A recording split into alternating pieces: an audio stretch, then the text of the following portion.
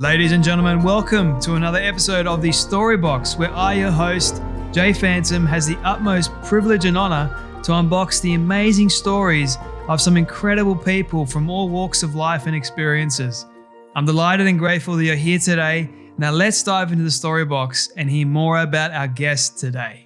Well, everyone, I'm delighted to welcome Pastor Miles McPherson to the Storybox podcast today. Miles played 4 years in the NFL with the San Diego Chargers from 1982 to 1985. It was during this time that he developed a cocaine addiction that found the NFL star reduced to regularly visiting the seedy neighborhoods of San Diego to feed his habit. In his second season in the NFL, and after working a long weekend drug binge, he called out to Jesus Christ, accepted him, and stopped doing drugs in 1 day. That is honestly incredible. You've worked as a youth pastor for Horizon Christian Fellowship in San Diego and enrolled in Azusa Pacific University School of Theology, receiving his Master's of Divinity degree in 1991. I wasn't even born yet when you're doing all this stuff.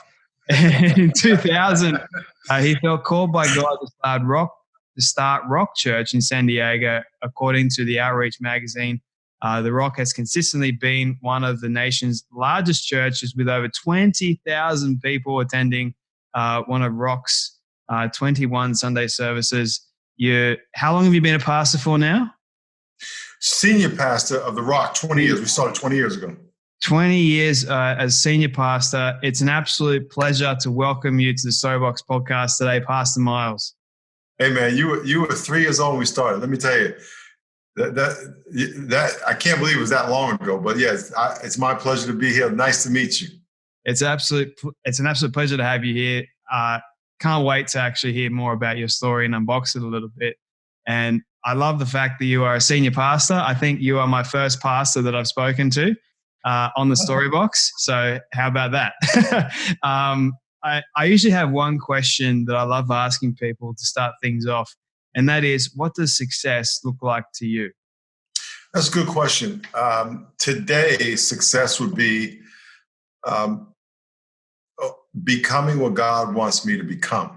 And it's not only to do what he wants me to do, it's really becoming what he wants me to become, and those two things go hand in hand with God. I mean, you can't really, if God says build a church, what he's meaning is be the pastor I want you to be, and through that person, I'll build what I'm going to build. So I think, every day now I'm getting up and journaling. I'm writing I don't know if it's going to be a book, but it's a series of little devotionals.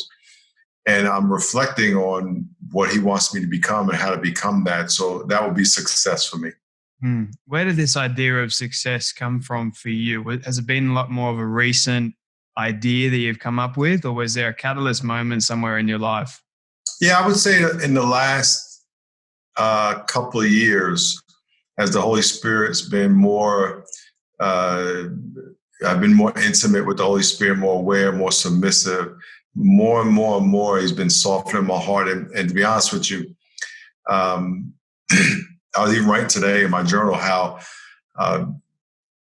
often we spend our life trying to live longer, and I want to live longer. I'm 60 years old. I feel great. I want to live longer, as long as I could be productive. But I was reading this book the other day, the longer you live, the more problems you have. and it's true. And it's like, instead of trying to prepare and work so hard for this life, is to prepare for the next life. And I watched both my parents die. And when my father took his last breath, it kind of hit me. What's my last breath going to be like? Is it going to be a painful process? Is it going to be, am I going to suffer a long time? And I started to really think about that. And that was, 6 years ago. But just today, in the last week or so, I've been thinking, okay, I gotta prepare to start letting go of all the things I'm holding on to. Jesus said, if you want to come after me, deny yourself, pick up your cross and follow. So just let go. And so I've been in that process of preparing to die, and so if God wants to take something from me, then I'm good with it. So as that happens in my heart, I'm like, it's more and more evident that I just got to be the person. And so in doing that, God's saying, okay, I want to deal with that. I actually wrote a list the other day. It's over there on my desk. I wrote a list of like 14 things about my character that I don't like. And so I said, okay, I got to work on all this stuff. So that's it. I think we're always consistently working on our character, or we should be working on our character daily, especially our integrity, who we are when no one's watching. You mentioned there for a moment, softening your heart and how God does that. I mean, I know for a fact in my life, he's done that many, many times. And I'm curious, how has God done that in your own life? How has he softened your heart? You know, he loving me. You know, when I read about his love for me, what he's done for me, it's the Spirit of God just lovingly convicts me. And as I've been writing these devotionals are called rivers, and that's not what this book is about, but rivers are, you know, John 7:37-39 talks about, if you believe in him, rivers of living water will flow from your heart. Mm. And as those rivers flow, God is showing me, hey, I don't like this, but it's not a condemning. It's like, man, I let God down. And he says, but let's go now. And so the more those rivers flow, the more I want to please my Father. Mm. And so that's how the process has been. And by the way, when the rivers flow, they flow from you, it blesses you, but they flow to somebody else and encourages them. So I'm like, wait, God, how do you want me to love that guy, that girl? And what do you have for their life? And so it gives me a love for that person.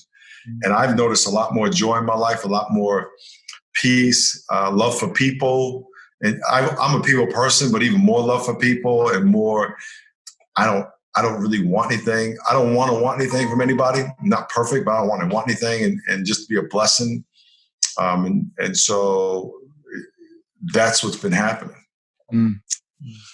I love that. So you mentioned there for a moment about loving people and what that actually looks like. So are you able to, in your own version of what you've noticed that God's real love is, are you able to share what that actually looks like? What God's love is? What God's love is, yeah. What's a picture like that? What does that resemble for you? You know, God, you know, again, I was reading today about how God, he's, no matter what you've done, I accept you. I don't accept what you do all the time. Mm. But think about all the things that you have done that I've forgotten and graciously continue to bless you and promote, fulfill, support my vision in your life, God's vision in my life. And it's really that. It's like a dad hugging a kid, and the kid is cursing at the dad, and dad says, "I love you anyway. Mm. I still love you." So it's as simple as that. You know, we get up on we get so distracted with the toys we want from my dad or mom, but he's like, "No, I want you to want me." Mm. So it's real simple. I think that's a powerful truth, though. Like when you really think about it, the fact that someone actually accepts you for you, despite all the wrong that you've done in your life. I mean, I remember about a year and a half ago, I walked away from God thinking that I knew everything. You were 22. I was 22, man. I was 22 years old. And I think I was angry. I was bitter and resentful because, my life hasn't exactly been easy. You know, God's almost taken me home 3 times. I've had all these health struggles, you name it. And I think I was just bitter. And I had harbored all this resentment towards God for such a long time. And I realized when God had to break me, and he broke me real hard in 2018, I ended up getting meningitis, and I couldn't see for 3-4 days. And it was just my time to think.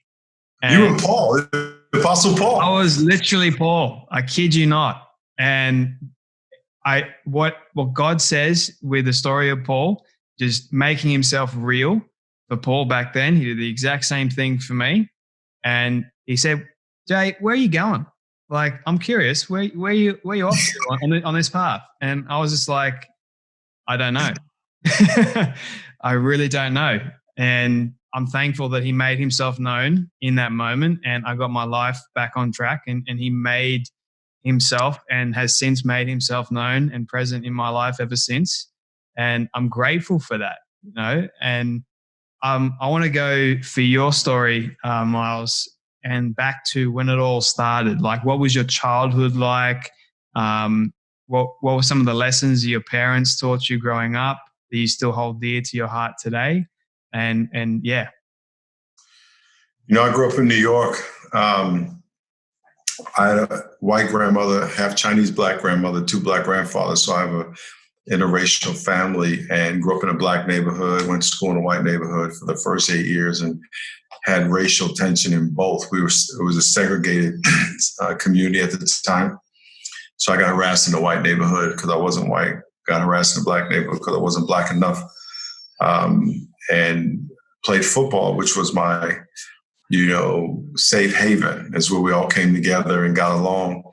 But my family was diverse, and we had Chinese, black, white, light, dark, and that was where I learned to, see everybody as one. I mean, obviously, you do see color, and you see all the different versions, and that's what made it beautiful. Was like, oh, wait a minute, we get along. Why can't we all outside get along? So I learned through the example of my family of loving everybody and appreciating people who they were, and then loving the underdog. I mean, my dad and mom had a real heart for the kids in my neighborhood who had no parents. Mm-hmm. And they got to be parents to a lot of kids. My mother was a nurse at the junior high where everybody went. And so she had a lot of kids that adopted her. My dad was a dad to some of the guys in my neighborhood, and they were, a good 10, 20 guys my age in my class that had no dad. Some had no parents at all. And my dad was their dad. And so I was watching that, and that's what gave me the passion to write the book. Because, not only was I feeling the discrimination of my family, felt the discrimination, but it was really, how do I help people? How do I help all these people that I love and know who are getting discriminated against? And felt that all throughout my life. When I was 8 years old, Martin Luther King was killed. And I just remember thinking, what do we do? We got to do something. So for decades, I just had that gnawing at me, like, you got to help, you got to help, you got to help. And so I wrote the book. It came out 2 years ago, Third Option. And who would have thought that it was so more timely now that this book would be out, and that it could be the message that can bring us together. I haven't read your book yet, but can you give a brief overview of what is in that book? Exactly. And they can get on Amazon or at milesmcpherson.com. But we have an us first them culture. And especially here in the United States, I'm not sure what's going on in Australia, but you're either for or against Black Lives Matter, you're either for or against the police, you're either for or against Republican, Democrat, you're for the Confederate flag or against. And all around the world, I just see this division that you have to pick one side or the other. And once you pick one side, you can never agree with the other side. Mm-hmm. If you agree with the other side or speak in favor of anybody on the side, you're a sellout. Mm-hmm. And so you have this fight, and if you say the wrong thing, this cancel culture just throws you in the trash. No forgiveness, no grace, no patience. And so people are scared to talk, and people are scared to say anything, or you're either saying nothing or you're screaming, right? There's no dialogue, there's no relation. Well, the third option, instead of this option or this option, the third option is that we honor what we have in common, that all of us are more similar than different. And so the third option is honor. How can I honor the things in your life that I have in common? And by the way, we have way more things in common than different. We both bleed red. We both love our food, our pillow. We want to have purpose in life. We want to have clarity. We want to have a family. We want to have a job. We want to understand the journey we're on. We're all made in the image of God. I can go on and on and on and on. And even the things that would be different, I would argue, are similar. For example, you have an accent. I have an accent. we both have an accent, right, to each other, right? And so the whole book is about how can we find common ground on the things that we share and work towards those things. And so when you have people who are all arguing about, the police, well, can we all agree that we want to be safe? Can we all agree that police are human? My son's a cop. My dad was a cop. But cops aren't perfect, just like we aren't perfect. So there's change has to happen. However, let's focus on what we agree on instead of throwing all the cops out as bad people.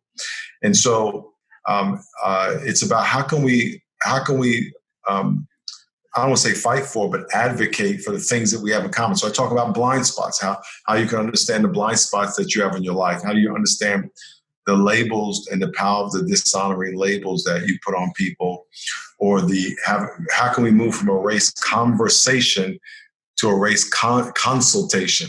And so all these concepts that we could talk more about on the program is designed to help people give honor to what we have in common. And if we do that, we can come together.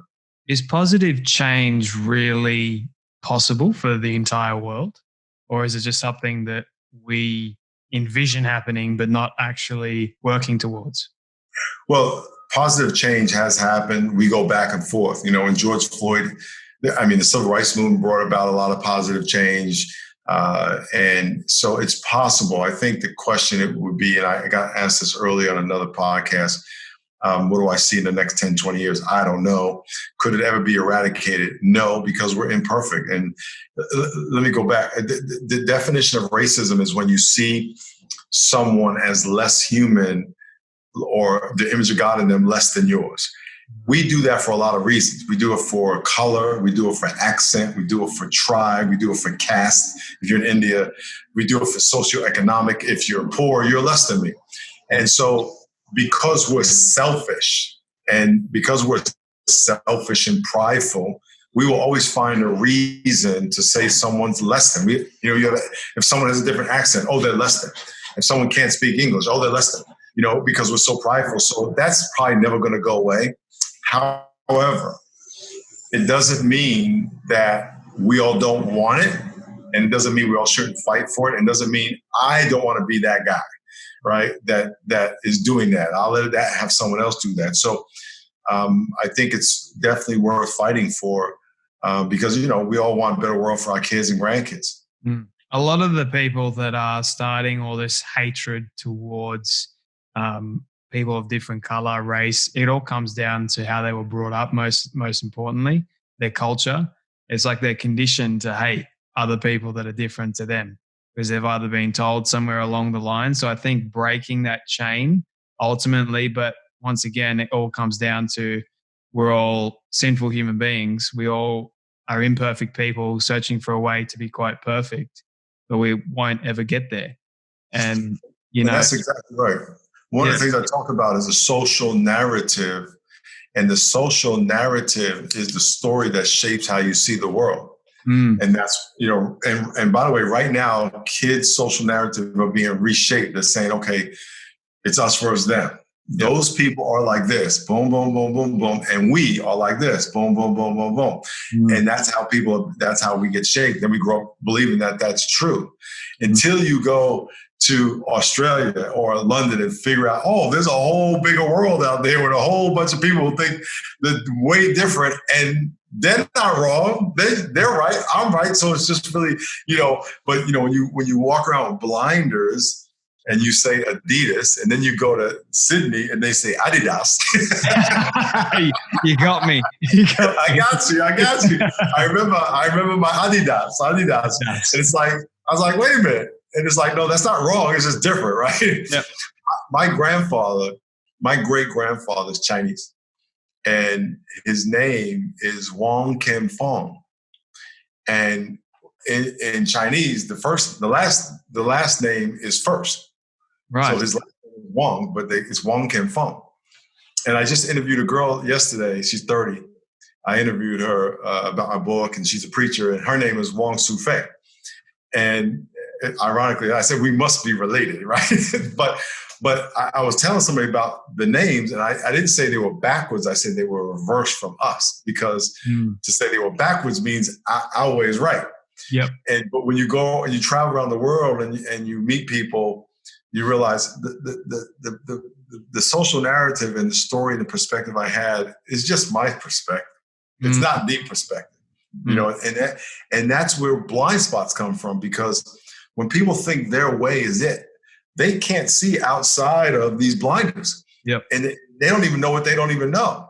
And so this book talks about, you know, how we can understand our blind spots, how to get over our blind spots, and learn from them. I absolutely love that. Like that is perfect analogy, like the blinders. And you got to look at it from this perspective. Like as a Christian, I think oftentimes you got to understand that Christ died for everyone, every single person on the face of the earth. And, you know, the heretic, the gay person, the black person, the white person, the Caucasian person, the Chinese, doesn't matter who it was, God died for them. But he also made it so it's our choice to accept him or not. And I think that ultimately it comes down to God gave us an amazing gift called free will. We have a choice whether or not we want to judge other people. And it's so easy to judge. It's so easy to do it because it's like that's our sinful nature creeping back up. And then it's so easy to form these blinders because as we are conditioned over a period of our life, this is what is we're meant to believe this is real, but it's really not. And I love the title of your book, This Third Option, which basically I believe we have a choice that we can choose love, acceptance, peace, prosperity, honor, you know, and I think it all comes down to, okay, we have different opinions and beliefs, but how can I accept you still for what you believe in? And I think that's a process in of it itself, really. The greatest commandment, I have an e-course that was made for this book, and it's 6 sessions, and it talks about blind spots. Each session has a teaching and then some question, this group discussion, and then role play, so people can actually learn these concepts through practice. And we start with the idea that we're all unified and made in the image of God. Then we go to groupings and talks about how you can convert people from being an out group to your in group. And then we have a session on blind spots, how you can learn your blind spots. And then another one on converting dishonorable labels to honoring labels. And I want to talk about labels in a minute. And then a session on being a brother's keeper. And then another session on having race consultations, which I need to talk about. But in this e-course, it's going to take people through these experiences, and you get to act them out and live them out. And you do it in small groups, or, you know, through a whole church or whatever. And so I want to encourage people to get that. You can get it at milesmcpherson.com, because that's going to help people live this out. It's not just information for the head. It's actually something we have to live out. Action more than just words. And knowing something, you know, like you got to put it into practice. Otherwise, exactly. This is there. And now I remember why I brought it up. There's a bonus teaching, and it has to do with what you were talking about. When we, as Christians, our number one goal and number one commandment is to love God with your heart, mind, and soul. And especially in our culture now, people are attacking. Everybody's getting attacked. Do you believe in kneeling for the flag? If you do, you're a racist. Do you believe in this? If you don't say defund the police, you're a racist, and all this stuff. And a lot of people believe is like, I don't know what to say. And the answer is this: Matthew 5:43 to 45 is that you've heard it said to love your friends and hate your enemies. But I say love your enemies and pray for those who spitefully use you. Yeah. That we don't have to win those arguments. And having conversations about race is not about winning an argument, because I don't know that you really can. I mean, you may be able to outsmart a few people, or I shouldn't say outsmart, convince a few people, but that's not the goal. No. The goal is to outlove them, not even outlove them, but to love them. So the question is, how good can you love people who don't agree with you? Mm-hmm. Because as a believer, anybody can be friends with people who are friendly. And matter of fact, Jesus says, you don't get any credit for that. He says, the question is, how well do you love people who, your enemies, and not only people who don't agree with you, your enemies, the people who hate you. And if all we have to do as believers is to have a disagreement, if all we do is to have a disagreement to give us the permission not to love them, then all the devil has to do is create a disagreement. Mm. But Jesus says, no, you don't understand. This is the time for the church not to win the argument, but to win hearts by loving people. Mm. And so in this, not only the book, that's what the book's about, but also this e-course, which is a tool for small groups to go through. And instead of learning about it, now we can put it into practice, put these principles into practice. But the bigger issue is that when I meet Jay, it doesn't matter what Jay says to me. I know you're going to be a cool guy, but it doesn't matter. I'm going to love him, period. And there's no reason I can justify before God not to love you. Will it always be easy? No. Will it always be pleasant? No. But welcome to humanity. And I think as believers, if we can't get that right and communicate that, and by the way, if you can convince yourself of that and get committed to that, then dealing with racism is easy. But there are a lot of people in our country, Jay, and that are using the Black Lives Matter organization and disagreeing with the organization as an excuse to not talk about racism. Yep. And to say, I don't want to talk about it. And that's not, Jesus, so you're telling me you're not going to acknowledge justice as coming from my heart. You're not going to acknowledge that or acknowledge injustice because you don't agree with that organization. Well, we're my organization, the Kingdom of God. And so I think this book and e-course is designed to give people tools to not have to get in a fight, but just to live out the gospel and to love humanity the way God wants us to. I got goosebumps when you read out that Bible verse in Matthew. Every time I hear it, I get goosebumps because it's so real. It's powerful. And as you're reading that, I just looked down at my journal, which is Isaiah 40 verse 31 on the cover. And in it, it's got like little Bible verses. And this is amazing. It's Proverbs 8:17, which says, I love those who love me, and those who seek me will diligently find me. That, yes, that comes back to what I was saying earlier, which is a choice. Those that actually make the choice to find God will also find love, real love. And God is love, So, and yes, it's definitely hard to love others that are difficult to love, but it's literally a command.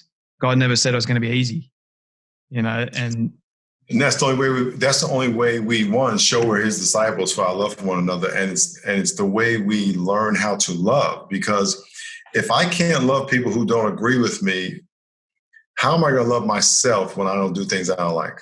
And because you love your neighbor as yourself.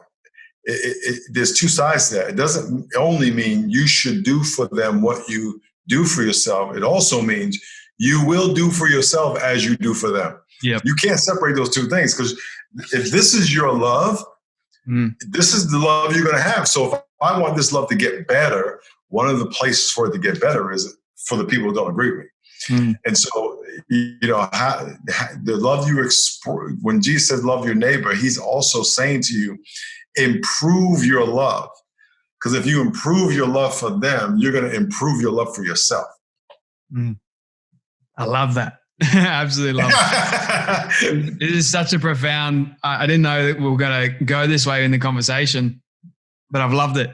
And I want to ask you, I want to go back a little bit to more your story before we progress, and ask you about your cocaine addiction. Now, I've always been curious about, you're now a born again Christian, you're a senior pastor of a huge church over in the States. But I want to ask you, what caused that cocaine addiction? Well, I started smoking weed when I was 16, and when I was 22, my first year with the San Diego Chargers, I went into a hotel room and some teammates pulled out cocaine, and peer pressure had me do it once. And that was the beginning of 2 years of doing it. I have addictive behavior, I'm ADD. And once I did it once, I was like, well, I just kept doing it. And I did it for 2 years until one day I was on the couch. I had been up all night doing cocaine. It was 5 a.m. and I just told Jesus, I don't want to do this anymore. And I surrendered my life to him and stopped it one day, April 12, 1984, and called my girlfriend up that day. We got back together. We've been married 36 years. We got married that year, and we've been married 36 years. No way. That is incredidible.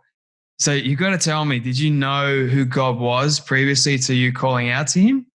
Yeah. When I was 19, I went to Catholic school, so I knew about the gospel. Then I was 19. Some two hippies. You guys know that word, hippies? Yes, I love hippies. Huh? I love it. Yeah. So two hippies, long beards, bummy clothes. What's going on, man? Just share the gospel. Exactly. Woodstock. They shared the gospel with me in a department store, and I got saved. But I didn't have anybody in my life to help me, so I just fell away for 5 years. And then some guys on the football team were sharing the gospel with me, and for 2 years in the NFL. And then I knew the gospel, and I just kept saying, maybe tomorrow. And then that day, I just said, I'm done. I'm done. I'm gonna. And I committed my life to Jesus, and that was it. Never did cocaine again. Never smoked weed again.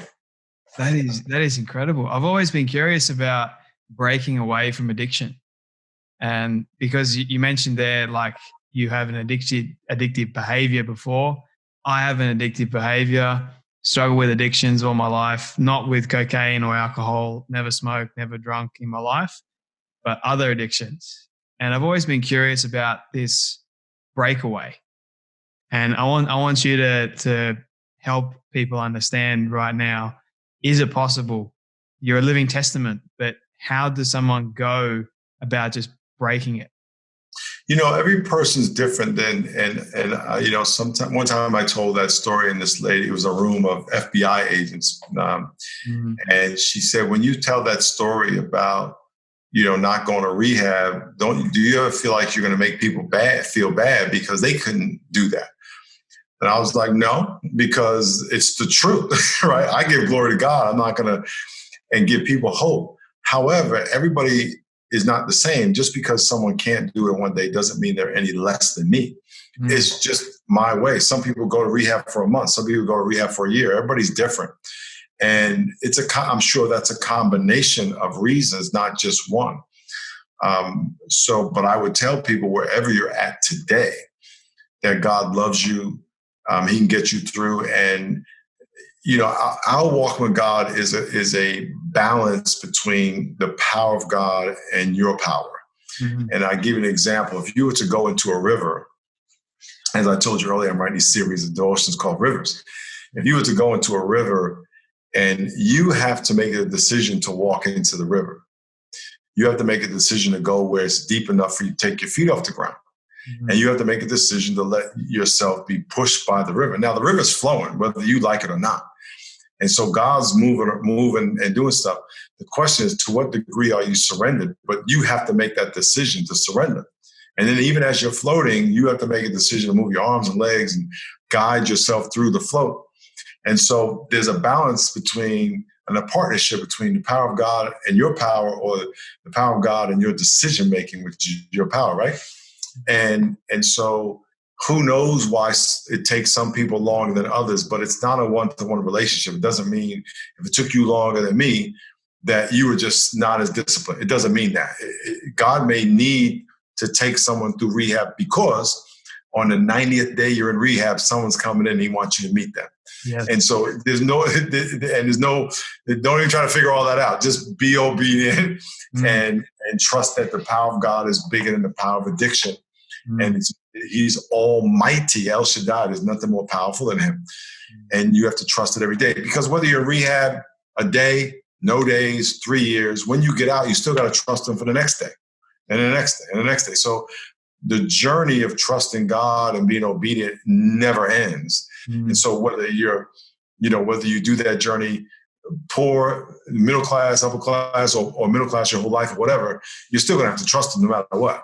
I think that's profound, very powerful. Like the trust aspect, like when you make that testament of faith, it's not one and done. Or now, okay, I'm no longer going to trust you and it's hard, like to actually, but God says in his word, for those people that have the faith as a grain of a mustard seed, you have the ability to move mountains. But we just got to have that little bit of faith. But even that little bit of faith is super hard to have. And I think that's such a profound example, really, of how we can go about breaking our own addictions is trusting in God to help us. And I love how you mentioned there about our purpose for a moment and figuring that out, because it's amazing how God leads us to where he wants us to be. And we may not think in that moment why this is where God wants us to be, but it's exactly where he wants us to be, despite the fact that it might be in the pit of despair, because you never know, you might be there to meet that one person. I love how you mentioned that. Pastor Miles, you then, I believe you moved from the NFL. You started working as a youth pastor. What was the one thing that you learned as a youth pastor during that time? I learned Ephesians 4:11 and 12 to equip the saints for the work of the ministry. We had our kids preaching, doing music, announcements, setting up chairs, greeting new kids, discipling kids, doing drama.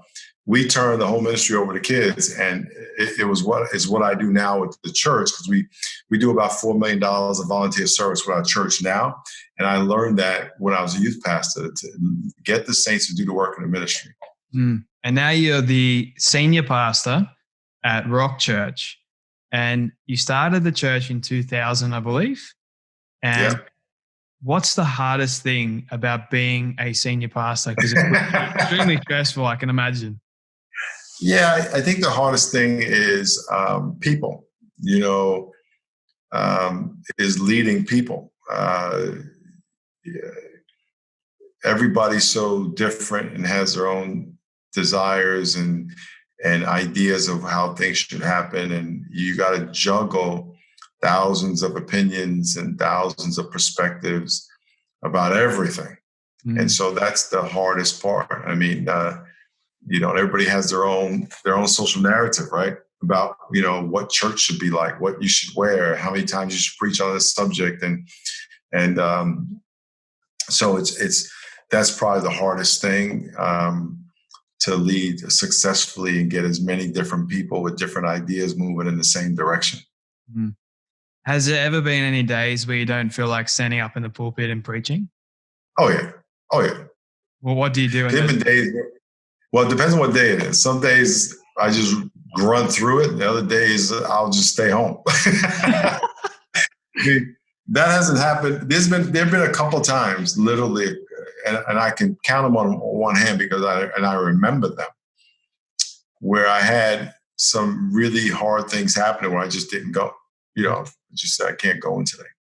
And other times, it's just, it's physically draining to just speak because of whatever's going on. And there's been so many emotions of, discouragement or fear or guilt.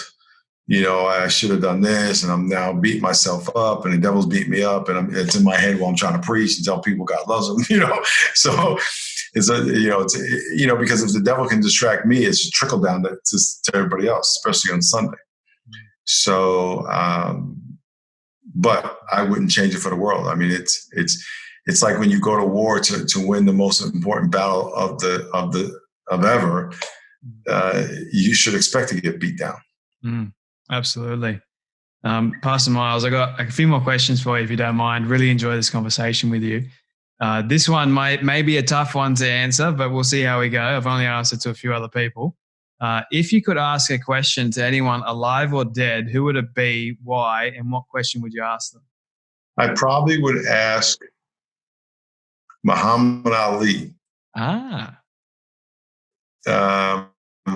He was my favorite athlete of all time. And the reason being is because of the sacrifices he made. I probably want to sit down and talk to him about the sacrifices he made. Martin Luther King is in the same boat. Probably be those two guys and say, look, I want more courage. When I wrote the book, The Third Option, I didn't write it to write a book and sell a bunch of books. I really want to help people. And now that I'm really pressing into the e-course, and you want to spread the message through all sectors of society, Christian and non-Christian. I'm going to need more wisdom, courage, vision. So I probably would sit down with those two guys and just ask them about, how they got through their most difficult days. Going through the easy days, it's easy, but what happens when you feel like everybody's against you? And that's what I probably would ask them.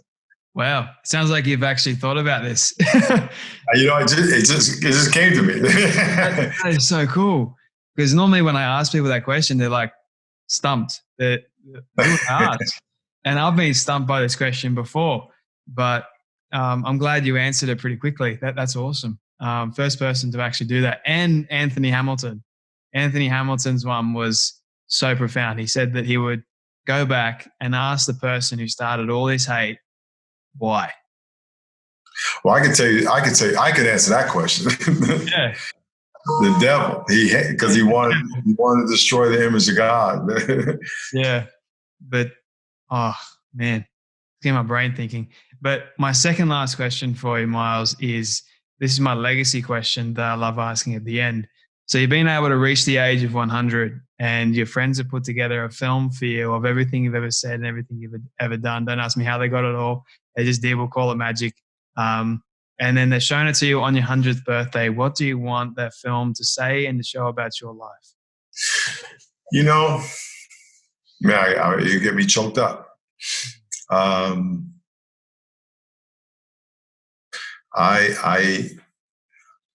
want. Do you ever see Private Ryan? I love that movie. I cry when I think about that movie. At the very end, when he said, "Tell me I was a good man," at the very, very end, I cry now, even thinking about it. Even when I'm watching the movie, knowing it's coming. That's it. I can't even remember my 40s when I started the church. And I'm only 60. I can't remember that whole decade, hardly remember anything. And so when I'm 100, I'm going to have forgotten my 40s, 50s, 60s, 70s, 80s. So all the things I've done, I'm like, I don't remember that. So it's not if it's not going to matter to me, I don't care, and if I'm 100, most of the people I know today are going to be dead anyway. My wife and I watched the TV, and this lady was 108. She had a birthday, and I always talk about living to 120, but I just want to be healthy. And I'm like, if I'm 108, everybody I know is dead. Everybody I know today is dead, and then their kids are dead. But I just hope that people say, you know what, he was a good man. He loved people, and he was willing to take risk for other people.